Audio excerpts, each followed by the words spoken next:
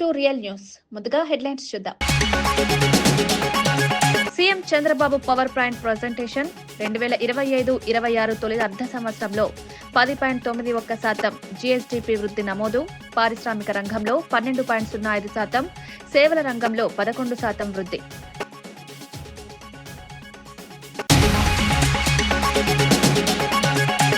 చైనాలోని ఆ ప్రావిన్స్ ను స్ఫూర్తిగా తీసుకున్నామని గ్లోబల్ సదస్సులో వెల్లడించిన రేవంత్ రెడ్డి.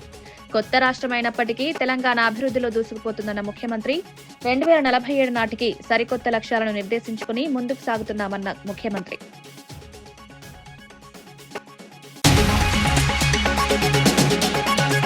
మెడికల్ కళాశాలల ప్రైవేటీకరణపై బొత్స గట్టి హెచ్చరిక. ప్రజల వైద్య హక్కులకు ప్రమాదం చేస్తున్న కూటమి ప్రభుత్వంపై బొత్స ఫైర్. పురోగతి లేక 18 నెలల కూటమిపై బొత్స తీవ్ర అసహనం. ఉపాధి, వ్యవసాయం, భద్రత ప్రతి రంగం దెబ్బతిన్నదని వైసీపీ విమర్శ.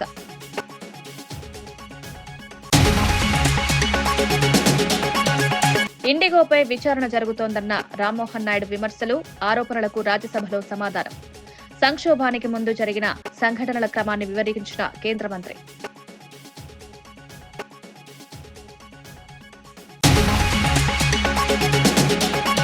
కేసీఆర్ పై మాటలు జాగ్రత్తగా మాట్లాడాలని రేవంత్ కు జగదీష్ హెచ్చరిక. వ్యక్తిగత దాడులు చేస్తూ ప్రజల దృష్టి మళ్లిస్తున్నారని బీఆర్ఎస్ ఫైర్. 2 ఏళ్లుగా మభ్యపెట్టే ప్రభుత్వమని రేవంత్ పై ఘాట్ విమర్శ. అవసరమైతే నిజాలు బయటపెడతామని జగదీష్ రెడ్డి వార్నింగ్. తెలంగాణను 2034 నాటికి $1 ట్రిలియన్ ఎకనామీగా, 2047 నాటికి $3 ట్రిలియన్ ఎకనామీగా తీర్చిదిద్దాలన్నదే ప్రభుత్వ లక్ష్యమని ముఖ్యమంత్రి రేవంత్ రెడ్డి తెలిపారు. ఈ లక్ష్యాలను సాధించేందుకు ప్రభుత్వం ఇప్పటికే సమగ్ర ప్రణాళికలు రూపొందించిందని పేర్కొన్నారు. దేశ జీడీపీలో తెలంగాణ వాటాను 10% వరకు పెంచడం తమ ప్రధాన లక్ష్యమని, ఇందుకోసం పారిశ్రామిక, ఐటీ, సేవా రంగాల్లో భారీ పెట్టుబడులను ఆకర్షించే చర్యలు చేపడుతున్నట్టు వివరించారు. రాష్ట్రంలో ఉన్న అపారమైన అవకాశాలు, అనుకూల వాతావరణం, ప్రపంచ స్థాయి మౌలిక వసతులు పెట్టుబడిదారులకు అత్యుత్తమ గమ్యస్థానంగా తెలంగాణను నిలబెడతాయని చెప్పారు.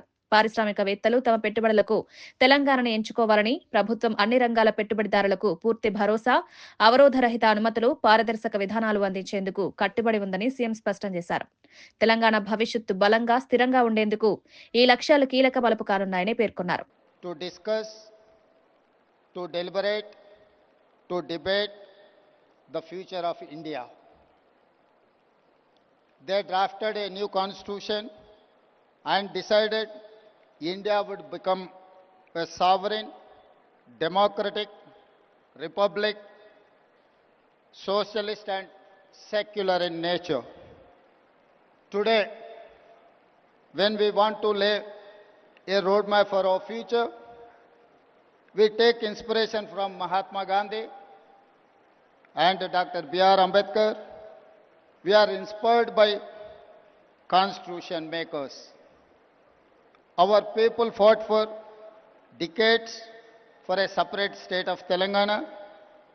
In 2014, under the leadership of Srimati Sonia Gandhi and Prime Minister of Dr. Manmohan Singh, we achieved our dreams. Telangana became India's youngest state. After 10 years, we are now trying to become India's most developed state and one of the best in the world. Following the Indian model of constitution making, we decided to deliberate upon our future. We asked experts to tell us what we can achieve by 2047, when India will celebrate its 100 years of independence. This is how the dream of Telangana Rising 2047 was born. In our Telangana culture, విద్య, వైద్యం ప్రభుత్వ ఆధీనంలోనే నడవాలని, కానీ కూటమి ప్రభుత్వం ఆ వ్యవస్థను పూర్తిగా మార్చేసిందని వైఎస్ఆర్సీపీ నేత ఎమ్మెల్సీ బొత్స సత్యనారాయణ తీవ్ర ఆందోళన వ్యక్తం చేశారు. కోనసీమ జిల్లా కొత్తపేటలో మీడియాతో మాట్లాడిన బొత్స మెడికల్ కళాశాలల ప్రైవేటీకరణపై పెద్ద కుట్ర జరుగుతోందని, ప్రజల వైద్య హక్కులను ప్రభుత్వం ప్రమాదంలోకి నెట్టిందని విమర్శించారు. ప్రైవేట్ కాంట్రాక్టర్లకు, తమ అనుచరులకు మెడికల్ కళాశాలలు అప్పగించే ప్రయత్నం జరుగుతోందని, దీన్ని అడ్డుకునేందుకు కోటి సంతకాల ఉద్యమం ప్రారంభించినట్లు తెలిపారు. గత 18 నెలల్లో ఏ రంగంలోనూ పురోగతి లేకపోవడంపై బొత్స తీవ్ర అసహనం వ్యక్తం చేశారు. ఎన్ఆర్జీఈఎస్ లో పని దినాలు భారీగా తగ్గాయని, పేదలకు ఉపాధి లేకుండా చేస్తున్నారని పేర్కొన్నారు. రైతులు, విద్యార్థులు, సాధారణ జనాలు ప్రతి వర్గం ప్రభుత్వ వైఫల్యంతో ఇబ్బందులు పడుతున్నారని, క్రైమ్ రేట్ పెరగడం ప్రజల్లో భయాందోళనలు పెంచుతోందన్నారు. ప్రజల తరపున పోరాటం చేస్తామని, అన్యాయం జరిగితే వైసీపీ అండగా ఉంటుందని భరోసానిచ్చారు. 2 సంవత్సరాలు చేస్తే ఈ కాలంలో సుమారు 15 కోట్లు కూడా పరిణామాలు చేయలేని పరిస్థితి. ఉపాధి అంటే ఎక్కడో కాదు, కేంద్ర ప్రభుత్వం నిధులు ఇవాళ ఖర్చు పెట్టలేని పరిస్థితి. సుమారు 2,000 కోట్ల రూపాయలని ఈ 2 సంవత్సరాల్లో గ్రామాల్లో ఉన్న సామాన్యుడికి, రైతు కూలీకి ఇవాళ రాకుండా ఇవాళ దుర్మార్గంగా చేస్తున్న ఈ ప్రభుత్వం పైపెచ్చు పెద్ద పెద్ద మాటలు, పెద్ద పెద్ద కబుర్లు చెప్తుంటారు. ఏం చేస్తుంది ఈ ప్రభుత్వం? నేను అడుగుతున్నాను, ప్రజల తరఫున నీకు బాధ్యత లేదా? ఈ ప్రభుత్వానికి అడుగుతున్నాను. మీ ఇంట్లో సంపిస్తున్నామా అడుగుతున్నాను. మీ తాలూకు కాదు కదా ఇది. ఇది కేంద్రం ఇస్తుంది పనివాడి కోసం, పేదవాడి కోసం ఇస్తున్న ఈ పనికార పనికి ఇచ్చిన పనిదినాన్ని కూడా సక్రమంగా నువ్వు పర్యవేక్షణ చేసి ఆ పేదవాడికి అందించిన దేని పరిస్థితిలో ఈ ప్రభుత్వం ఉన్నది. వీళ్ళొచ్చి పెద్ద పెద్ద ఉద్యోగాలు ఇస్తాం, 20 లక్షల ఉద్యోగాలు ఇస్తాం, 30 లక్షల ఉద్యోగాలు ఇస్తామంటే ఎంతవరకు నమ్మడమో నమ్మసక్యమో ఆలోచించమని కోరుతున్నాను మీ ద్వారా ఈ రాష్ట్ర ప్రధానికి. ఇస్తున్న దాన్నే సక్రమంగా పేద ప్రజలకు అందరికన్నా. అంతేకాదు ఇవాళ విద్య గురించి ఆలోచించేయండి. ఆ రోజు జగన్మోహన్ రెడ్డి ఉన్నప్పుడు ఇవాళ గ్రామీణ ప్రాంతంలో ఏ విద్యాలయానికి పోయి, ఏ స్కూల్కి పోయినా, ఏ ప్రభుత్వ కళాశాలకు పోయినా ఆహ్లాదకరమైన వాతావరణంతో వాళ్ళు వచ్చి ఆ కళాశాల వాళ్ళు కట్టడం జరిగింది. నాడు నేడు కార్యక్రమం తీసుకొని ఈ 18 నెలల కాలంలో కనీసం కడుతున్న ఆన్ గోయింగ్ వర్క్ ని కనీసం పూర్తి చేశారా అని చెప్పని అడుగుతున్నాను. నిన్నగాక మన పేరెంట్స్ మీట్ జరిగింది. ఆ పేరెంట్స్ మీట్ లో ఏ స్కూల్లో పెట్టారో, ఎంత ఆహ్లాదకరంగా, ఎంత స్కూల్స్ అందంగా, ఏ రకంగా ఉన్నాయో ఆలోచించమని కోరుతున్నాను. అదే చంద్రబాబు నాయుడు ఉన్న ఆ కాలం 5 సంవత్సరాల కింద అదే ఆ స్కూల్ ఏ పరిస్థితి ఉందో చూడమని అడుగుతున్నాను. ఎందుకంటే ఏదైతే పరిపాలించే పాలకుడికి దాని మీద ఒక కమిట్మెంట్ ఉండాలి, దాని మాకు ఆలోచన ఉండాలి. ఇది ప్రజలు నన్ను ఎన్నుకున్నారు కాబట్టి నా బాధ్యత ఇది. సామాజిక వచ్చి మెరుగైన వైద్యం ఇవ్వాలి, సామాజిక వచ్చి మెరుగైన విద్యను అందించాలి, 5,000 నోట్లోకి వెళ్ళే పరిస్థితి తీసుకురావాలి, రైతుకి కావాల్సిన సౌకర్యాలు చేయాలి, పండిన పంటకి గిట్టుబాటు ధర రావాలి అని ఆలోచన చేయాలి. ఇవాళ ఇక్కడ ఉన్నాం, మన కోనసీమ జిల్లాలో ఉన్నాం.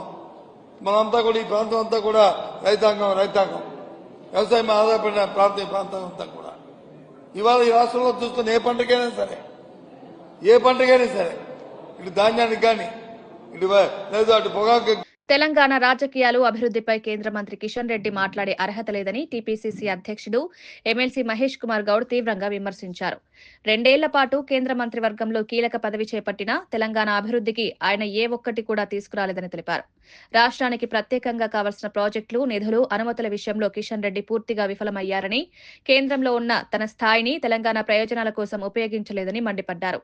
తాజాగా ముగిసిన జూబ్లీహిల్స్ ఉప ఎన్నిక ప్రజాభిప్రాయాన్ని స్పష్టంగా తెలిపిందని, తెలంగాణ గురించి మాట్లాడడానికి బీజేపీకి నైతిక హక్కే లేదని ప్రజలిచ్చిన తీర్పుతోనే అర్థమైపోయిందని వ్యాఖ్యానించారు.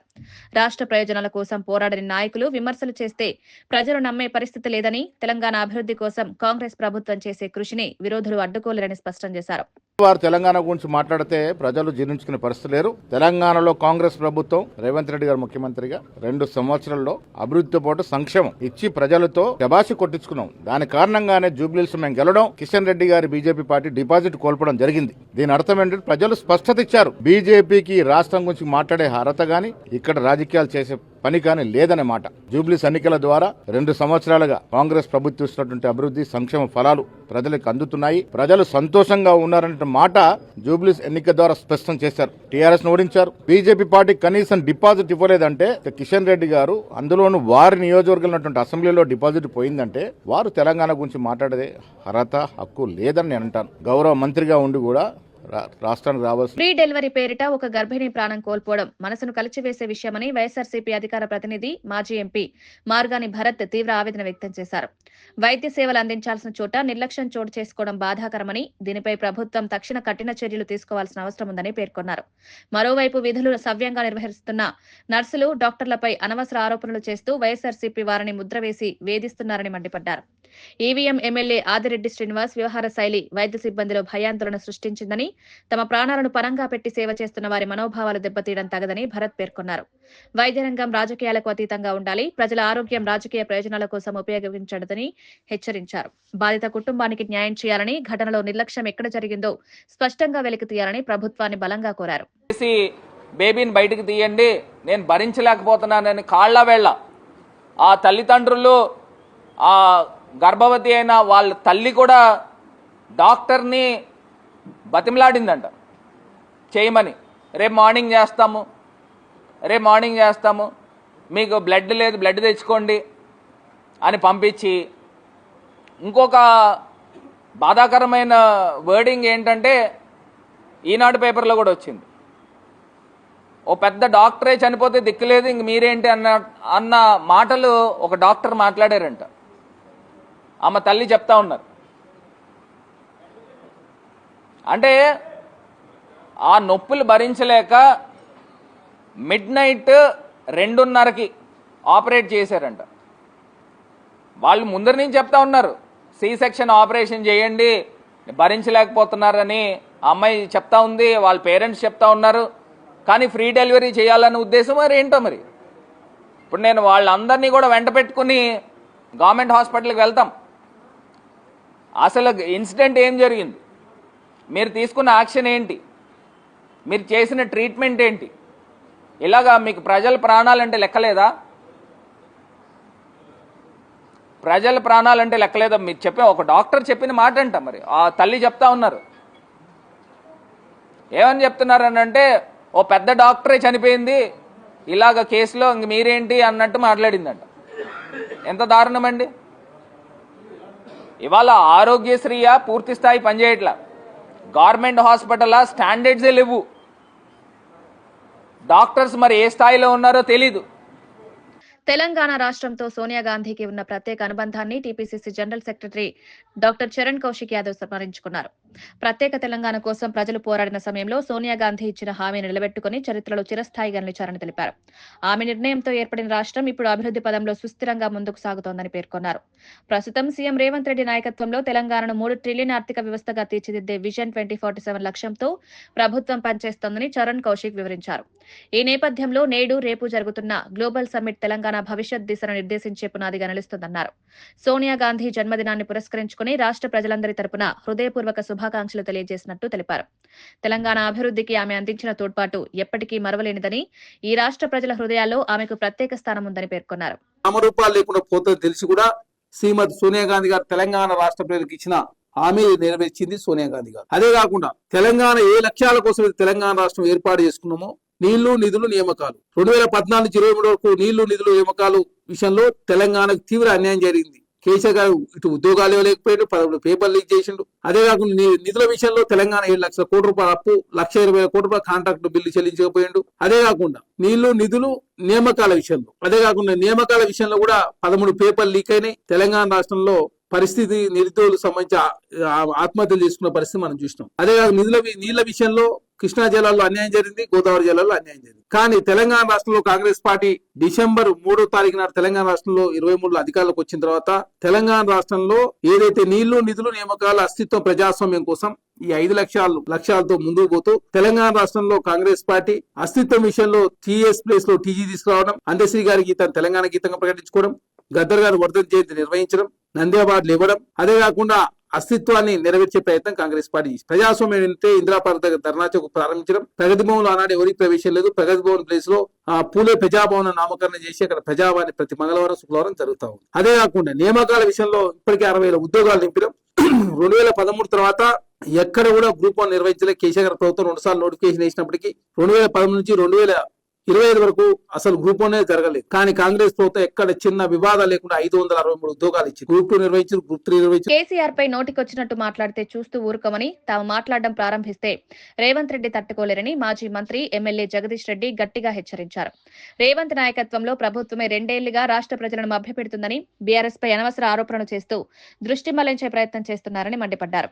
కేసీఆర్ కు ప్రజల్లో ఉన్న గౌరవం, రాజకీయ జీవితం, రాష్ట్ర నిర్మాణంలో ఆయన వహించిన పాత్రను తగ్గించేందుకు రేవంత్ చేస్తున్న వ్యాఖ్యలు నిందనీయమన్నారు. నాయకులపై సమర్థత లేకపోతే ఇలా వ్యక్తిగత దాడులు చేస్తారని, రాష్ట్ర అభివృద్ధిపై చర్చించాల్సిన చోట రాజకీయ చిలిపితనానికి దిగజారడం దురదృష్టకరమన్నారు. తెలంగాణ ప్రజల గౌరవాన్ని దెబ్బతీయాలని మాటలు రేవంత్ ఆపాలని, లేకపోతే బీఆర్ఎస్ తరపున ఘాటైన సమాధానం తప్పదని హెచ్చరించారు. కానీ జనరల్ గా వాడరు. వాళ్ళు కొంత పౌరుషంగా మాట్లాడతారు, కొంచెం ఆవేశంగా మాట్లాడతారు. ఆ తర్వాత సహజంగానే అధికారంలోకి వచ్చినప్పుడు మళ్ళీ బాధ్యతాయుతంగా మాట్లాడతారు. ఎక్కడైనా ఎవరైనా చిన్న సర్పంచ్ పదవి నుంచి మొదలు పెడితే పై వరకు కూడా ఒక వార్డు మెంబర్ కూడా నేను వార్డు మెంబర్ అయినా అని చెప్పి బాధ్యతగా ప్రవర్తిస్తాడు. కానీ ఈ ముఖ్యమంత్రికి ఆ మాత్రం విజ్ఞత కూడా లేదు. చాలా అసహ్యంగా మాట్లాడుతూ ఉన్నాడు. రోజు రోజు పెరిగిపోతుంది. బహుశా ఈ మధ్యకాలంలో ఒక 2-3 నెలల క్రితం కొద్దిగా మారిండి ముఖ్యమంత్రి అని చెప్పి కొంతమంది చర్చించుకుంటుంటే నేను విన్నా. కొద్దిగా భాష మార్చుకుంటున్నాడు అని చెప్పేసి అనే విషయాన్ని విన్నా గానీ మరి నిన్న మొన్న మళ్ళీ తిరిగి మొదలైంది అంటే బహుశా ఆయనలో హిల్ట్ పాలసీ ద్వారా తన ఏదైతే లక్షల కోట్లు ప్రజాధనాన్ని కొట్టేయాలని చూసిండో, తన కుటుంబ సభ్యులు, తన బంధుమిత్రులకు అపరంగా కట్టబెట్టాలని చూసిండో, ఆ విషయంలో బీఆర్ఎస్ పార్టీ తనదైన పాత్ర పోషించి కేటీఆర్ గారు పెద్ద ఎత్తున దానిపైన ఉద్యమాన్ని ప్రారంభించిన తర్వాత నేను చేయదలుచుకున్న దొంగతనాన్ని అడ్డుకున్నాడన్న ఆక్రోశం కనబడుతుంది. బహుశా దాని వల్లనే మనిషి కొంత కింది మీద అవుతున్నాడు. బహుశా దాని ప్రభావం అనుకుంటున్నా. ఆ ఆక్రోశం నుంచి వచ్చేవే ఈ బూతులని నేను అనుకుంటా ఉన్నా. లేకపోతే కేసీఆర్ గారి గురించి ఆయన మాట్లాడుతున్న మాటలు, నేను దేవరకొండలో ఆయన చేసిన ప్రసంగం చూస్తే నాకు మొదట ఫోన్ చేసింది కాంగ్రెస్ పార్టీ కార్యకర్తలే నాకు ఫోన్ చేసిరు ఆ ప్రాంతం నుంచి. సార్ ఏం సార్ ఈయన ఇట్లా మాట్లాడుతున్నాడు, ఇంత అసహ్యంగా మాట్లాడుతున్నాడు, ఈయన ఏం చెప్పిండు, మాకు కొత్తగా ఏం చెప్పలే, నల్గొండ జిల్లాకి ఏమి వేయలే, దూరకొండకి ఏమి వేయలే కొత్తగా, కానీ మళ్ళీ గదే బూతులు రోత మాటలు మాట్లాడిపోయినారు.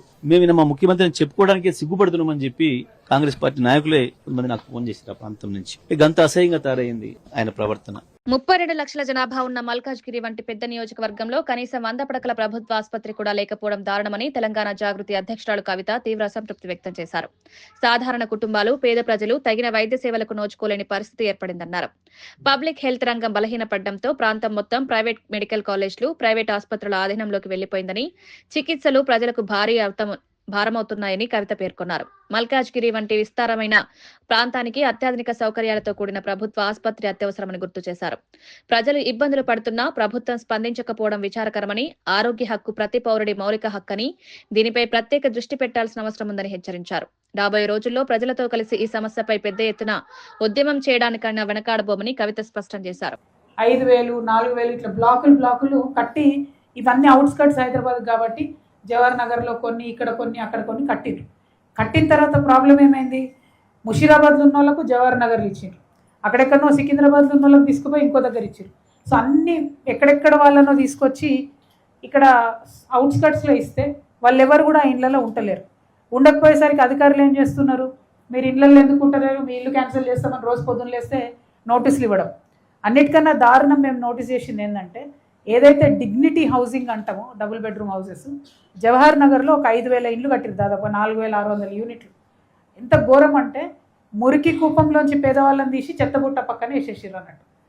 డంపింగ్ యార్డు పెద్ద గుట్టలు, 4-5 గుట్టలు ఉన్నాయి, దాని పక్కనే 4,600 డబుల్ బెడ్రూమ్ ఇండ్లు కట్టిరు. ఓకే సరే, ఏదో ఒకటి పేదవాళ్ళు లేని వాళ్ళు తీసుకున్నాక ఇప్పుడు ఏమైందంటే అదే ఫ్లాట్స్ పక్కకు ఎస్టీపీ అని కట్టిరు. ఎస్టీపీ కట్టి మున్సిపల్ వాళ్ళు ఏమంటారు, ఈ ఎస్టీపీ మీరే మెయింటైన్ చేయాలంటారు. అరే కూటికి దిక్కు లేదు, డబుల్ బెడ్రూమ్ ఇచ్చిందే గవర్నమెంట్, మళ్ళా నెలకు 20 లక్షల రూపాయలు మెయింటెనెన్స్ వీళ్ళు కట్టాలంట. ఏడికెళ్ళి కడతారు? కట్టమంటే రెసిడెంట్ వెల్ఫేర్ అసోసియేషన్ చట్టం ఉంది, మీరు అర్జెంటుగా ఎన్నికలు పెట్టుకోవాలి, మీరు రెసిడెన్స్ వెల్ఫేర్స్ మీరు అసోసియేషన్ ఏర్పడాలి, దాని నుంచి మీరు అన్ని చేయాలంటారు. అంటే ఎంత ఘోరం అంటే పేదవాళ్ళకి ఇచ్చిన ఇళ్లలో కూడా కనీసం మానవత్వం లేకుండా అధికారులు బిహేవ్ చేస్తున్నారు. రాష్ట్ర ఆర్థిక పురోగతిపై ముఖ్యమంత్రి చంద్రబాబు తాజా గణాంకాలను వెల్లడించారు. గతేడాది 2వ త్రైమాసికంలో రాష్ట్ర జీఎస్డీపీ 10.17% ఉండగా ఈసారి అది 3,59,778 కోట్ల విలువతో 1.11% అదనంగా పెరిగిందన్నారు. ఈ వృద్ధి రాష్ట్ర ఆర్థిక వ్యవస్థ మళ్లీ పుంజుకుంటోందని స్పష్టం చేస్తుందని వ్యాఖ్యానించారు. జీవీఏ రంగాల వారీగా చూస్తే వ్యవసాయ అనుబంధ రంగాలు 10.7, పరిశ్రమల రంగం 12.2, సేవల రంగం 11.3% వృద్ధిని సాధించాయని వివరించారు. ఈ వృద్ధి రేట్లు జాతీయ స్థాయి గణాంకాలతో పోలిస్తే మరింత మెరుగ్గా ఉన్నాయని ముఖ్యమంత్రి పేర్కొన్నారు.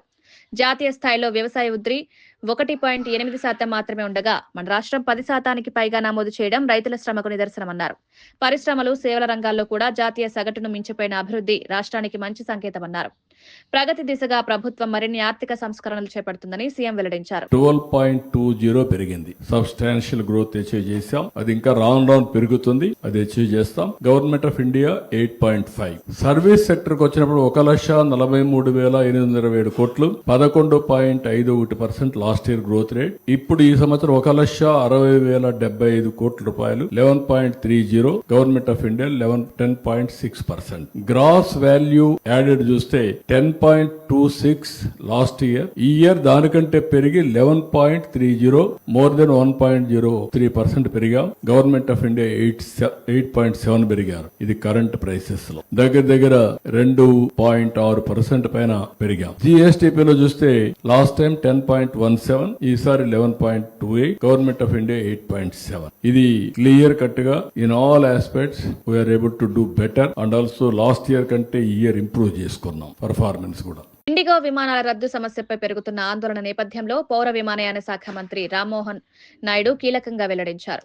సిబ్బంది రోస్టింగ్ లో జరిగిన తప్పిదాలు, అంతర్గత ప్రణాళికల్లో ఉన్న లోపాలే ఈ సంక్షోభానికి మూల కారణమని మంత్రి స్పష్టం చేశారు. విమానయాన సంస్థ తమ అంతర్గత నిర్వహణను సమర్థంగా ముందస్తుగా ప్రణాళిక చేయాల్సి ఉండగా హెచ్చరికలు ఉన్నప్పటికీ సంస్థ వాటిని పట్టించుకోలేదని తెలిపారు. సిబ్బంది అలసట, విశ్రాంతి సమయాల కల్పనలో సంస్థ వైకల్యం కారణంగా భారీ స్థాయిలో పైలట్లు వీధుల్లో చేరలేకపోయిన పరిస్థితి ఏర్పడిందని వివరించారు. ఈ లోపాలను దృష్టిలో పెట్టుకుని భవిష్యత్తులో ఇలాంటి పరిస్థితులు తలెత్తకుండా కఠిన నియంత్రణ చర్యలు తీసుకుంటామన్నారు. ప్రయాణికులకు జరిగిన అసౌకర్యంపై విచారం వ్యక్తం చేసిన మంత్రి వారి సమస్యలను త్వరగా పరిష్కరించేలా కేంద్రం నిరంతరం ప్రయత్నిస్తోందన్నారు. విమానయాన సంస్థలు ప్రయాణికుల భద్రత, సేవా ప్రమాణాలను ఖచ్చితంగా పాటించాలని అన్నారు. Not only with Indigo, we have other players in the industry also, with everyone, where we have been very, very strict, saying that there has to be no compromise on safety. Safety is the topmost priority. We care for the crew, we care for the pilots, and we care for the safety of the entire system, we care for the passengers. So there was one full month of operations in the new FDTL also. Why I am mentioning this point, even though we are saying because of the FDTL this situation has arisen, Indigo was supposed to manage the crew, was supposed to manage the roster through its day-to-day operations. On 1st of December, we had a meeting with Indigo on FDTL itself. When they required some clarifications, we have given the clarifications also with that idea, and they have not flagged this issue.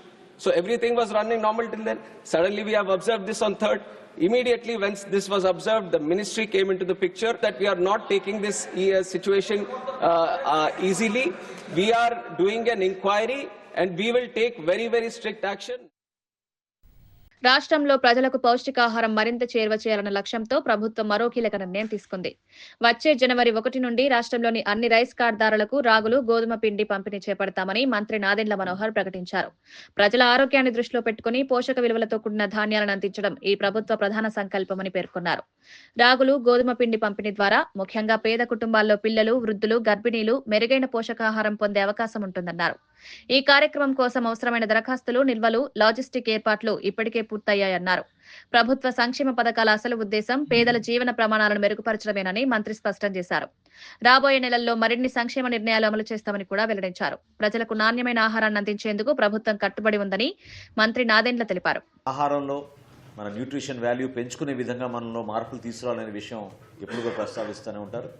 అందులో భాగంగా wheat ఆటాను మరియు రాగులు ప్రవేశపెట్టడం అనేది మేము already పంచుతున్న పంచదార రైస్తో పాటు మా 29,752 ఫేర్ ప్రైస్ షాపుల్లో కూడా జనవరి 1వ తారీఖు నుంచి రాష్ట్ర ప్రజలందరూ కూడా మేము అందిస్తాం.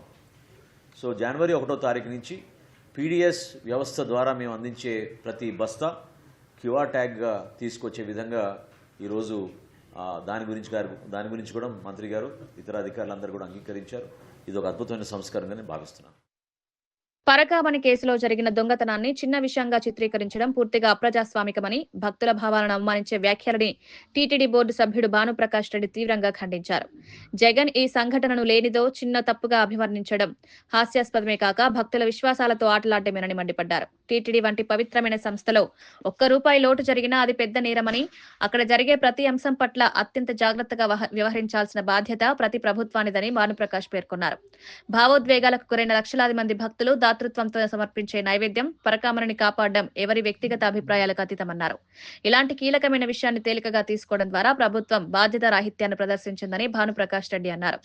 టీటీడీ వ్యవహారాల్లో పారదర్శకతకు కట్టుబడి ఉండాలని, భక్తుల నమ్మకాన్ని దెబ్బతీసే వ్యాఖ్యలను నేతలు నివారించాల్సిన అవసరం ఉందని హితవు పలికారు. ఈ విషయంలో వారందరి హస్తం ఉందని చెప్పి నాకు అనుమానాలు ఉన్నాయి. ఆ సీసీటీవీ ఫుటేజ్ ఎక్కడికి పోయాయి? మామూలు ఏదైనా దొంగతనం జరిగిన తర్వాత దానికి ఉన్నటువంటి పంచనామా చేసి ఎక్కడ పొరపాటు జరిగింది, ఏ విధంగా జరిగింది, ఎందుకు జరిగింది పంచనామా చేసి ఆ సీసీటీవీ ఫుటేజ్ కూడా సీజ్ చేసి కోర్టుకి సమర్పించాలి.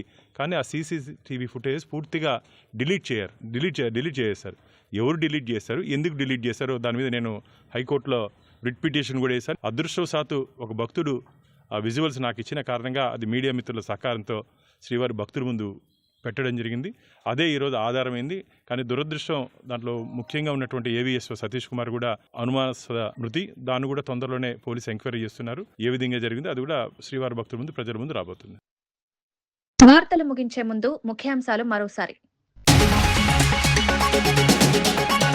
CM Chandrababu power point presentation 2025-26 తొలి అర్ధ సంవత్సరంలో 10.91% జీఎస్డీపీ వృద్ధి నమోదు. పారిశ్రామిక రంగంలో 12.05%, సేవల రంగంలో 11% వృద్ధి.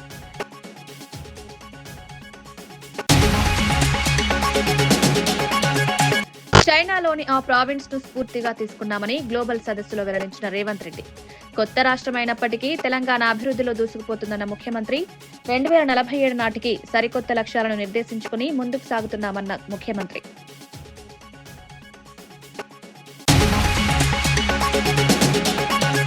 మెడికల్ కళాశాలల ప్రైవేటీకరణపై బొత్స గట్టి హెచ్చరిక.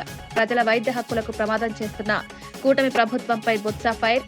పురోగతి లేక 18 నెలల కూటమిపై బొత్స తీవ్ర అసహనం. ఉపాధి, వ్యవసాయం, భద్రత ప్రతి రంగం దెబ్బతిన్నదని వైసీపీ విమర్శ.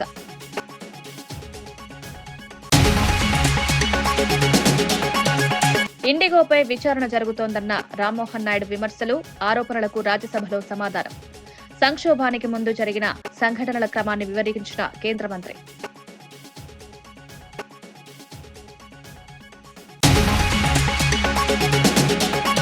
కేసీఆర్ పై మాటలు జాగ్రత్తగా మాట్లాడాలని రేవంత్ కు జగదీష్ హెచ్చరిక. వ్యక్తిగత దాడులు చేస్తూ ప్రజల దృష్టి మళ్లిస్తున్నారని బీఆర్ఎస్ ఫైర్. 2 ఏళ్లుగా మభ్యపెట్టే ప్రభుత్వమని రేవంత్ పై ఘాట్ విమర్శ. అవసరమైతే నిజాలు బయటపెడతామని జగదీష్ రెడ్డి వార్నింగ్. ఇవి ఈనాటి వార్తా విశేషాలు. మరో బులెటిన్లో మళ్ళీ కలుద్దాం. నమస్కారం.